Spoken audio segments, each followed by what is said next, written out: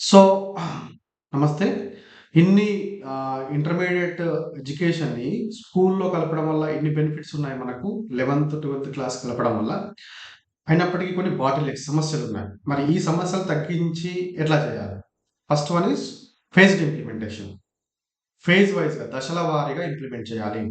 Government చెప్తున్నట్టుగా ఇప్పటికిప్పుడు implementation చేస్తే పేరెంట్స్‌లో కన్‌ఫ్యూజన్ వస్తుంది, స్టూడెంట్స్‌లో కన్‌ఫ్యూజన్ వస్తుంది, టీచర్స్‌లో కన్‌ఫ్యూజన్ వస్తుంది, అడ్మినిస్ట్రేటర్స్‌లో కన్‌ఫ్యూజన్ వస్తుంది, ప్రైవేట్ మేనేజ్మెంట్‌లో కన్‌ఫ్యూజన్ వస్తుంది. గందరగోళం. ఈవెన్ గవర్నమెంట్ అఫీషియల్స్‌లో అడ్మినిస్ట్రేటివ్ ఆఫీసర్స్‌లో కూడా కన్‌ఫ్యూజన్ వస్తుంది. ఎగ్జామ్ ప్యాటర్న్ ఇవన్నీ గందరగోళం. కేర్‌ఫుల్ ప్లాన్ కావాలి. కేర్‌ఫుల్ ప్లాన్ కావాలి. ఈ సంవత్సరం ఇప్పుడు 10థ్ ఇవాళ ఇవాళ ఎగ్జామ్ రాస్తున్నారు. ఇవాళ ఎగ్జామ్ రాసినటువంటి ఈ బ్యాచ్ వదిలిపెట్టేసి వీళ్ళు అలాగే ఇంటర్మీడియేట్ చేరనివ్వాలి ఎగ్జిస్టింగ్ కాలేజెస్‌లో కంటిన్యూగా. వీళ్ళు అంటే 26, 27లో వీళ్ళు ఇంటర్మీడియేట్ ఫస్ట్ ఇయర్‌లో ఉంటారు. ఓకే.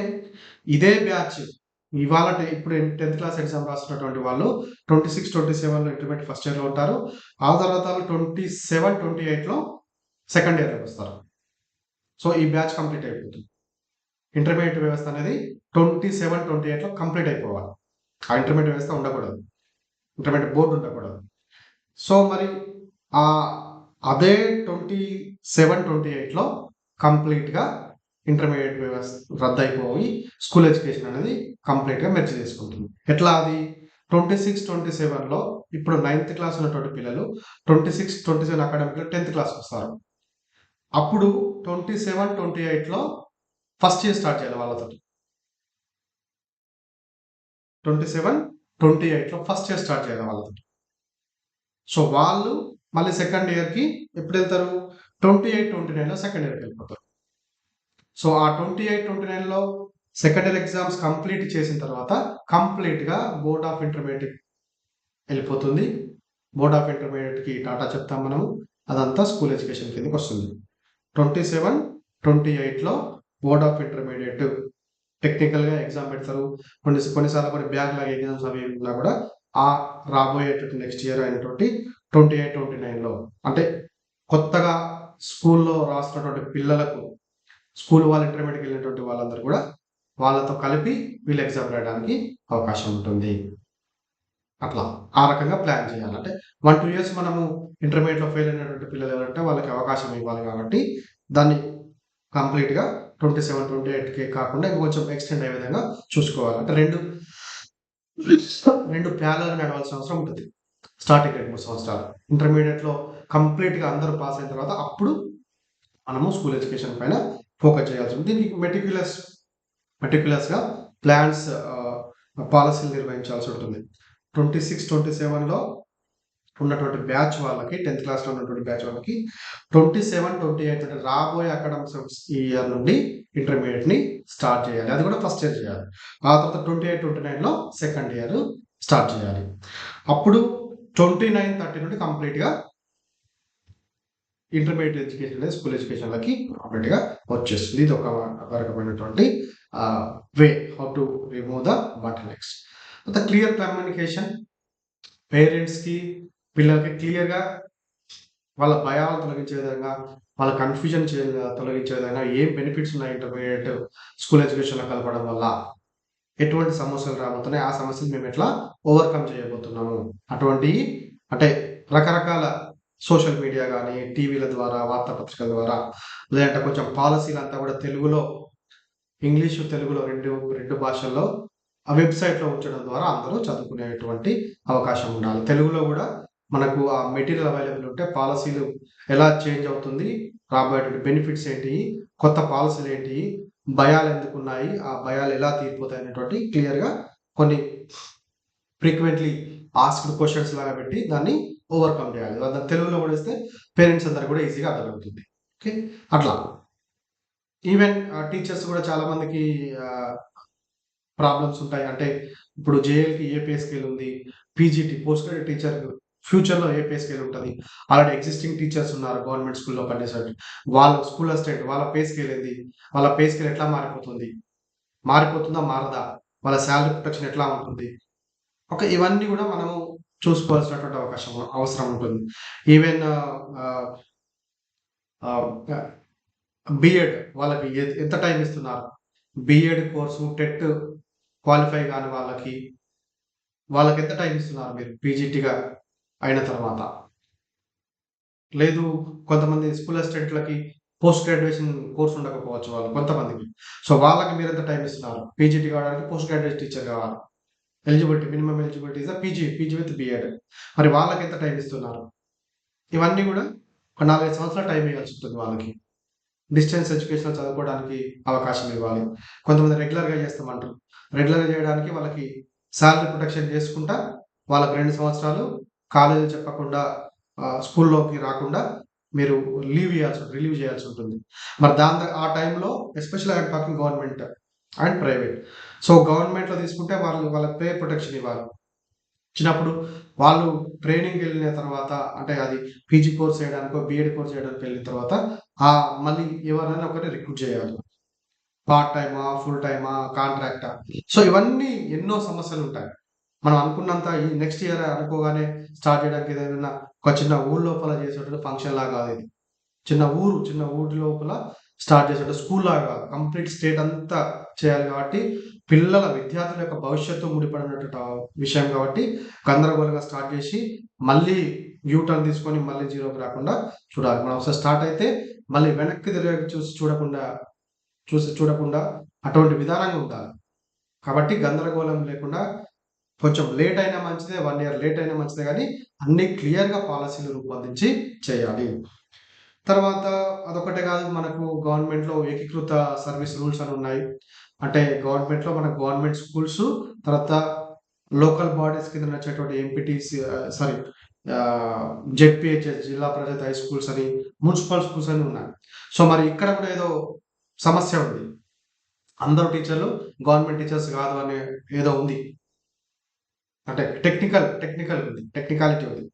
మరి అటువంటప్పుడు ఈ ఏ టీచర్‌ను మీరు ముందుగా జూనియర్ లెక్చరర్‌గా ప్రమోట్ చేస్తారు? అట్లాగే ఏ జూనియర్ లెక్చరర్స్‌ని మీరు వాళ్ళను గవర్నమెంట్ స్కూల్‌లో మెర్జ్ చేస్తారా? జిల్లా పరిషత్ హై స్కూల్‌లో మెర్జ్ చేస్తారా? సో ఇవన్నీ టెక్నికల్ ఇష్యూస్. కోర్ట్‌కెళ్తారు కొంతమంది. ఆ టెక్నికల్ ఇష్యూస్ అన్ని కూడా మనము సాల్వ్ చేసుకోవాలి. ముందు జాగ్రత్తగా సాల్వ్ చేసుకోకపోతే ఇబ్బంది పడాల్సినటువంటి అవసరం ఉంటుంది. అట్లాగే స్కూల్స్, కాలేజెస్‌లో కొన్ని స్కూళ్ళకి ఇప్పుడున్న 10థ్ క్లాస్ చెప్తున్నటువంటి స్కూళ్ళకి 11థ్, 12థ్ రన్ చేసే విధంగా పర్మిషన్ ఇయ్యాలి. ఆల్రెడీ ఉన్నటువంటి జూనియర్ కాలేజెస్‌కి 11థ్, 12థ్ ఉన్నటువంటి స్కూళ్ళకి కాలేజెస్‌కి వాటిని స్కూల్‌గా కన్వర్ట్ చేసి 9థ్, 10థ్ ఆఫర్ చేసే విధంగా పర్మిషన్ ఇవ్వాలి. అట్లాగే ఒక ఒక చిన్న టౌన్ తీసుకుంటే ఆడ 2, 3 ఒక హై స్కూల్ ఉండొచ్చు. రెండో మూడో జెడ్పీహెచ్ఎస్ ఉండొచ్చు. ప్లస్ ఒక జూనియర్ కాలేజ్ ఉండొచ్చు. అంటే 4 ఇన్‌స్టిట్యూషన్‌లు ఉండొచ్చు. మరి మీరు ఈ ఇంటర్మీడియేట్‌ను తీసేసినప్పుడు దేనిలో దీన్ని మెర్జ్ చేస్తారనేది ఒకటి. లేదు, దీన్ని మెర్జ్ చేయకుండా సెపరేట్‌గానే స్కూల్‌గా ఉంచుతారా? మళ్ళా 9థ్, 10థ్ దీనికి యాడ్ చేసి, లేదా ఎగ్జిస్టింగ్ ఉన్నటువంటి గవర్నమెంట్ స్కూల్‌లో ఈ గవర్నమెంట్ జూనియర్ కాలేజ్ కలుపుతారా? అటువంటప్పుడు దీనికి గ్రౌండు స్కూల్ బిల్డింగ్ ఉంటది. దీనికి స్కూల్ బిల్డింగ్ ఉంటది. మరి ఇక్కడ ఎట్లా మేనేజ్ చేస్తారు? అక్కడ ఎట్లా? అంటే రిసోర్స్ ఎట్లా యుటిలైజ్ చేస్తారు? సో ఇవన్నీ కొంతవరకి ఆపరేషనల్ ఇష్యూస్ కూడా ఉన్నాయి. ఎలా ప్రాపర్ యుటిలైజేషన్ అంటే how you will utilize the proper way all the resources is also another one. అందుకని చెప్పి కొన్ని ప్రైవేట్ స్కూల్స్ 11థ్, 12థ్ నడపడానికి ఇష్టం ఉండకపోవచ్చు. ఎందుకంటే ఇది కాస్ట్లీ అఫైర్. ఎస్పెషల్లీ లో బడ్జెట్ స్కూల్స్. వాళ్ళకి ఇష్టం ఉండకపోవచ్చు. అంటే వితిన్ దేర్ లిమిటేషన్. వాళ్ళకి డబ్బులు లేకపోవచ్చు. వాళ్ళు మేనేజ్ చేయడానికి ఇష్టం లేకపోవచ్చు. ఎందుకంటే ఖర్చుతో కూడుకున్నటువంటి పని. అందుకని వాళ్ళు 10థ్ క్లాస్ వరకే ఉంచుతామంటే మరి వాళ్ళ పరిస్థితి ఏంది? 10థ్ క్లాస్ వరకు ఉంచుతారా? లేదు, 7థ్, 8థ్ వరకే రన్ చేసేటట్టు అవకాశం ఇస్తారా? 8థ్ వరకే రన్ చేసేటట్టు అవకాశం ఇవ్వాలి వాళ్ళకి. 9థ్, 10థ్, 11థ్ కంటిన్యూ ఉండాలి కాబట్టి, సో అప్ టు 8థ్ we have to give permission. Like olden డేస్‌లో మనకు అప్పర్ ప్రైమరీ స్కూల్స్ ఉండేది. MPUPS Mandal Parishad upper primary school ప్రైవేట్‌లో కూడా ఉండేది. సో ఆ రకంగా దాన్ని 8థ్ వరకి స్టాప్ చేయాలి వాళ్ళని. 8థ్ అయిన తర్వాత వాళ్ళు వేరే స్కూల్‌కి పంపిస్తారు పిల్లల్ని. పేరెంట్స్ విల్ టేక్ డిసిషన్ అట్లా. ఓకే. సో అటువంటివన్నీ కూడా ఉన్నాయి. తర్వాత ఎన్నిటిని అప్‌గ్రేడ్ చేస్తారు? ఎన్ని స్కూల్‌లని అప్‌గ్రేడ్ చేస్తారు? ఎన్ని జూనియర్ కాలేజ్‌ని స్కూల్‌లాగా కన్వర్ట్ చేస్తారో కూడా క్లారిటీ ఉండాలి. ఓకే. అంటే అన్ని విధి విధానాలు, rules and regulations, teacher recruitment, teacher designation ఎట్లా చేంజ్ అవుతుంది. ప్రీ ప్రైమరీకి ఎంత సాలరీ ఉండాలి, ప్రైమరీకి ఎంత ఉండాలి, తర్వాత అప్పర్ ప్రైమరీకి ఎంత ఉండాలి, సెకండరీ స్కూలు, తర్వాత హై స్కూల్, హైయర్ సెకండరీకి ఎట్లా ఉండాలి, పీజీటీ ఇవన్నీ క్లియర్‌గా ఉండాలి. తర్వాత హెచ్ఎం యొక్క రూల్స్ అండ్ రెగ్యులేషన్స్ ఏంటి, ప్రిన్సిపల్ ఏంటిది, వారికి నాన్ టీచింగ్ స్టాఫ్ ఎంతమంది ఉండాలి, ఓకే. రేషనలైజేషన్ ఎన్ని టీచర్లు ఉండాలి. సో ఇవన్నీ కూడా క్లియర్ కట్‌గా ఆహ్, రూల్స్ తీసుకోవాల్సినటువంటి అవసరం ఉంది. అట్లాగే చట్టం తీసుకురావాలి. ఓకే. యాక్ట్ అందరూ కూడా ఖచ్చితంగా పాటించే విధంగా ఒక యూనిఫార్మ్ యాక్ట్ తీసుకురావాలి. ఈవెన్ చర్చలు జరపాలి టీచర్లతోటి, మేనేజ్మెంట్‌లతోటి, టీచర్ అసోసియేట్స్ తోటి, జూనియర్ కాలేజ్ అసోసియేషన్స్ తోటి, పేరెంట్ అసోసియేషన్ తోటి కూడా కొన్ని క్లియర్‌గా చర్చలు జరపాలి. కావాలంటే ఇంటర్మీడియేట్ ఎడ్యుకేషన్‌ని దీనిలో మెర్జ్ చేయడానికి మళ్ళీ ఒక సబ్ కమిటీ ఎయ్యాలి. ఇద్దరు, ముగ్గురు కమిటీలు ఉన్నటువంటి వాళ్ళు. స్కూల్ ఎడ్యుకేషన్‌లో ఇద్దరు ముగ్గురు, ఇంటర్మీడియేట్ లెవెల్‌లో ఇద్దరు, ముగ్గురు, తర్వాత యూనివర్సిటీ లెవెల్‌లో గానీ, ఎకనామిక్స్ గానీ, కామర్స్ ఎక్స్‌పర్ట్స్ గానీ, గవర్నమెంట్ నుండి ఒక మినిస్టర్ గానీ, వాళ్ళందరూ కలిపి ఒక చిన్న కమిటీ ఎయ్యాలి మళ్ళీ సబ్ కమిటీ. అంత ఈజీ కాదు కదా! అట్లా. సో ఇటువంటియన్నీ కూడా మనము చూసుకోవాలి. Even curriculum alignment, NEET, UPSC, NEET JEE ఎగ్జామ్‌లకు కూడా అనుగుణంగా ఆ సిలబస్ రూపొందించాలి. ఇన్‌ఫ్రాస్ట్రక్చర్ స్ట్రెంథెనింగ్ చేయాలి. తర్వాత స్టూడెంట్స్ సపోర్ట్ సిస్టమ్, సైకాలజిస్ట్‌ని పెట్టాల్సొస్తది. ఇప్పటివరకి సైకాలజిస్ట్‌ల గురించి మాట్లాడే అవకాశమే లేదు. ఇంటర్మీడియేట్ స్కూల్‌లో మీరు చేసినప్పుడు ప్రతి స్కూల్‌కి ఒక సైకాలజిస్ట్ కావాలి. సైకాలజిస్టో, సోషల్ వర్కరో, సోష సోషియాలజిస్టో ఎవరో ఒకరు పెట్టాలి. స్టూడెంట్ యొక్క well being will become major issue అక్కడ. ఓకే. తర్వాత కొద్ది రోజుల వరకి డ్యూయల్ సిస్టమ్ నడిపించాలి. ఎస్ఎస్‌సి విత్ ఇంటర్మీడియేట్ నేను చెప్పినట్టుగా ఎస్ఎస్‌సి, ఇంటర్మీడియేట్ ఒక 1, 2 ఇయర్స్ వరకు ప్యారలెల్‌గా నడిపించాల్సిన అవకాశం ఉంటుంది. Once they are getting clarity then they can completely erase the SSC system and they can continue with the senior secondary level. So వీటన్నిటికి మనకు మానిటరింగ్ అండ్ ఫీడ్‌బ్యాక్ ఉండాలి స్టేట్ లెవెల్‌లో, డిస్ట్రిక్ట్ లెవెల్‌లో. బడ్జెట్ కూడా ఉండాలి క్లియర్‌గా. ఓకే.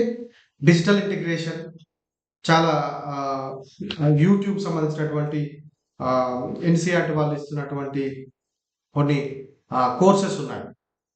దీక్ష లాంటి ప్రోగ్రామ్. సో దాంట్లో పిల్లలు ఆ కోర్సులో ఎన్రోల్ అయ్యే విధంగా, ఆ పాఠాలు కూడా మన ఉన్నటువంటి స్కూల్‌లో కూడా చెప్పే విధంగా క్లియర్‌గా ఉండాలి. అంటే digital infrastructure should be increased. తర్వాత ఎగ్జామ్ ఎట్లా ఉండాలి మరి పిల్లలకి? అది కూడా మనం చూసుకోవాలి. ఎగ్జామ్ యొక్క చేంజెస్ 10థ్ క్లాస్‌లో తర్వాత ఇంటర్మీడియేట్ ఫస్ట్ ఎగ్జామ్ ఉండాల్సిన పర్లేదని చెప్పారు. Telangana education commission. దాని ఇంటర్మీడియేట్ సెకండ్ ఇయర్‌లోనే ఎగ్జామ్ ఉండాలి. ఎలా పెడతారు ఎగ్జామ్? ఇంటర్మీడియేట్ తీసేసినా కూడా ఇంటర్మీడియేట్ ఫస్ట్ ఇయర్ 11థ్ అంటే 10థ్ క్లాస్‌లో ఉంటుంది. ఆ తర్వాత ఎగ్జామ్ మళ్ళీ 12థ్ క్లాస్‌లో ఉంటుంది. సో నేషనల్ లెవెల్ ఎలా ఉంది? ఆ రకంగా చూసుకొని దానికి కూడా విధి విధానాలు రూపొందించాలి. ఓకే. సో ఇవన్నీ ఇలా చేసినట్లయితే మనకి ఈ కొన్ని ముఖ్యమైనటువంటి క్లియర్ కట్ రూల్స్ తీసుకున్నట్లయితే మనకు ఇంటర్మీడియట్ స్కూల్ ఎడ్యుకేషన్‌లో మెర్జ్ చేయడం వల్ల మంచి లాభాలు ఉంటాయి. ఎటువంటి పేరెంట్స్‌లో గానీ, స్టూడెంట్స్‌లో గానీ, టీచర్స్‌లో గానీ, లెక్చరర్స్‌లో గానీ ఎటువంటి గందరగోళం లేకుండా వాళ్ళు అకాడమిక్ స్టాండర్డ్స్ పెంచడానికి అవకాశం ఉంటుంది. అప్పుడే మీరు అనుకున్నటువంటి గవర్నమెంట్ అనుకున్నటువంటి లక్ష్యాలు నెరవేరుతాయి గానీ, ఇమ్మీడియేట్‌గా నెక్స్ట్ ఇయరే ఇంటర్మీడియేట్ ఇంప్లిమెంట్ చేస్తామంటే కుదరదు. 2027 టు 28 నుండి ఫేజ్ వైస్ అంటే ఫస్ట్ ఇయర్‌కి ఇంప్లిమెంట్ చేసి, ఆ తర్వాత సెకండ్ ఇయర్‌కి 28-29లో సెకండ్ ఇయర్‌కి ఇంప్లిమెంట్ చేస్తే మంచి ఫలితాలు వచ్చేటువంటి అవకాశం ఉంది. Thank you so much.